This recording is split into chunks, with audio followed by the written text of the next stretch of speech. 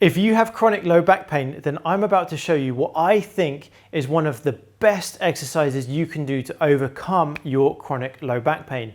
Now, this exercise is called a single leg Romanian deadlift. You can do this at home, you can do this at the gym, you can do it anywhere because it doesn't need much equipment. I'm going to show you exactly how to do it, and we're going to go from the easiest variation to the more complicated variation. So there's something in there for every ability. This is great if your injury, if your lower back problem is a muscular problem. So if you have a disc issue, then please make sure you get it checked. Make sure you've been given the all clear to do exercise before you try this. But most of the time, people I see have chronic low back pain, which is muscular.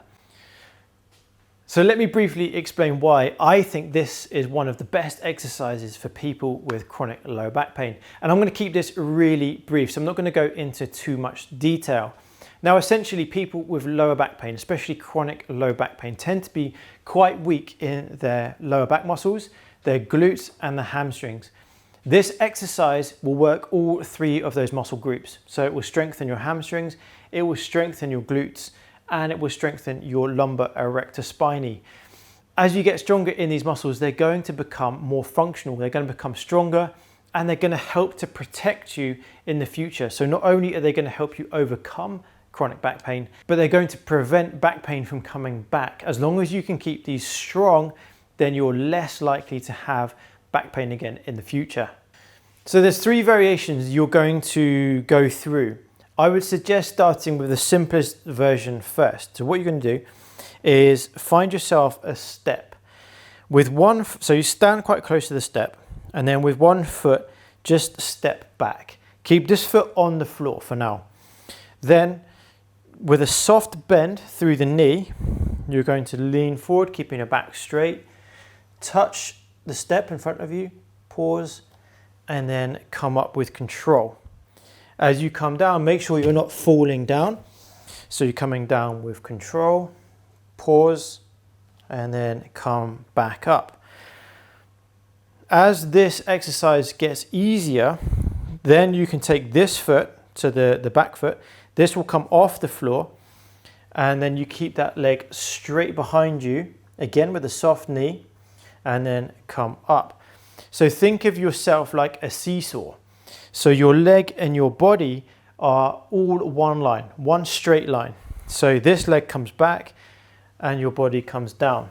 As you start to come back up, don't drop your leg first because that will put a lot of strain through your back.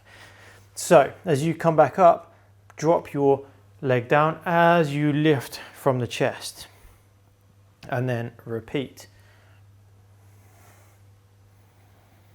So from the front, take one foot back, lean forwards, touch the step, and come back up. Again, come down, touch the step, keeping your back straight, and come back up. And the next variation from there is to take your foot off the floor, take this leg far back as you can, come down, touch the floor, or touch the step, and then come back up. As you come down, what you want to try and also make sure is that your hip is kind of level. So you don't want to be lifting, you don't want to be rotating through your body or through your hips. You want to make sure that your hips are level to the ground as much as you can. Sometimes the only way you can really see this is if you film yourself doing it or get someone to tell you what you're doing. So as you come down, try and keep your hips level to the ground as much as you can, and then come back up.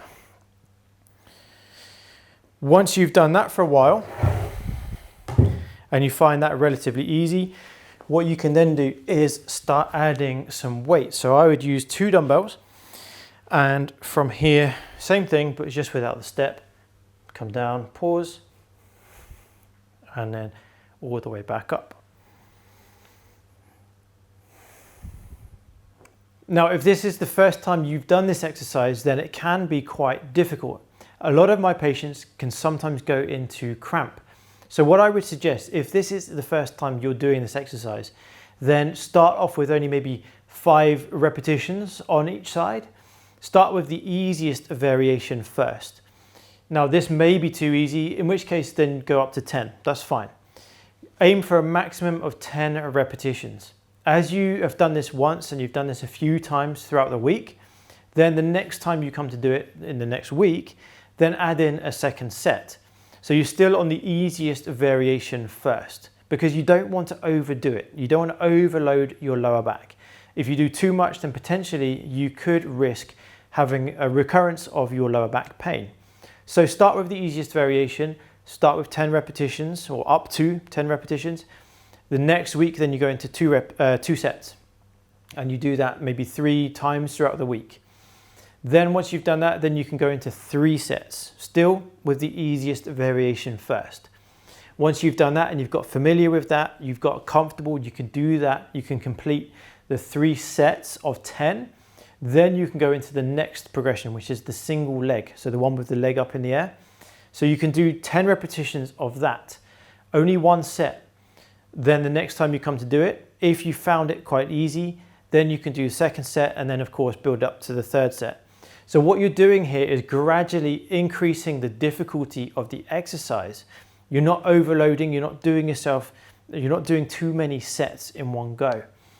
So as you get more familiar with this exercise and you can complete 10 repetitions, then you can add in another set, building it gradually up to a maximum of 3 sets of 10. Now, once you can do 3 sets of 10, then the next progression is to go into the one with the weights. So again, you're still doing 3 sets of 10, but what you can do here to make it more and more progressively difficult is to add in additional weight. So if you are adding weight, then maybe start with just 2 or 3 kilograms. So we're looking at about 5 to 6 pounds in each hand to start with. Now that might sound like quite a lot, but if you've been gradually building up, then you should have been getting stronger and stronger. So if this exercise is causing you pain, then just stop. Give it a day or two's rest and then try again. If it's still causing pain, then just give it a little bit longer. Of course, you have to make sure you are in phase 3. If you don't know what I'm talking about, then I suggest getting my ebook, my free ebook, which is in the link in the description below. So in the ebook, I cover 3 phases of recovery. So the first phase is just getting the pain down. Second phase is improving your flexibility and mobility. And then the third phase is about the strengthening. So you have to make sure you're ready for phase 3. Hopefully today's video has helped you. If it has, please let me know in the comments section below. Give this video a thumbs up if it has helped you. And I would love to know what you find is the most beneficial exercise for your chronic low back pain, or what exercises or what other therapies you have found to give you the most relief from your lower back pain. So until the next video, stay safe and I will see you soon.